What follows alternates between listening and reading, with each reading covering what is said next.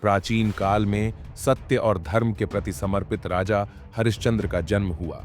राजा हरिश्चंद्र सूर्यवंशी वंश के थे और उनका राज्य अयोध्या था।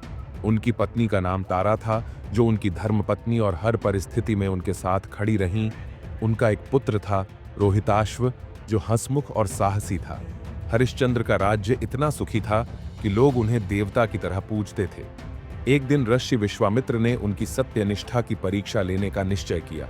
उन्होंने हरिश्चंद्र के सपने में आकर कहा, सत्य का पालन करने के लिए तुम्हें अपना सब कुछ त्यागना होगा।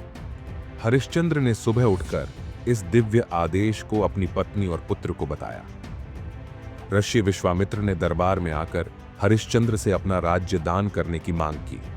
हरिश्चंद्र ने बिना एक पल की देरी किए अपना राज्य, धन और वैभव ऋषि को दान कर दिया।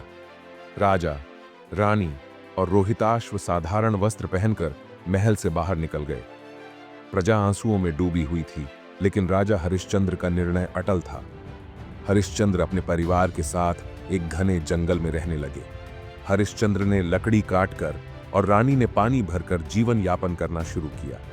उनकी कठिनाई के बावजूद परिवार के सदस्य सत्य और धर्म के मार्ग पर डटे रहे।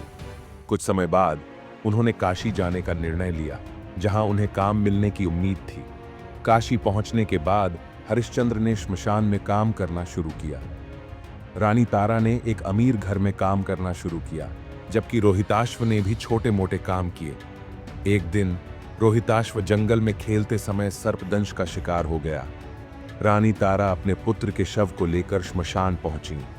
श्मशान में हरिश्चंद्र ने अपनी पत्नी से अंतिम संस्कार का शुल्क मांगा। तारा और हरिश्चंद्र के बीच धर्म और कर्तव्य को लेकर एक भावुक संवाद हुआ। देवताओं ने हरिश्चंद्र की सत्यनिष्ठा से प्रसन्न होकर आशीर्वाद दिया। ऋषि विश्वामित्र ने रोहिताश्व को पुनर्जीवित कर दिया और हरिश्चंद्र को उनका राज्य लौटाया। हरिश्चंद्र ने अपने राज्य में वापस लौटकर सत्य और धर्म की स्थापना की। उनकी कहानी युगों तक सत्य और धर्म की प्रेरणा देती रही।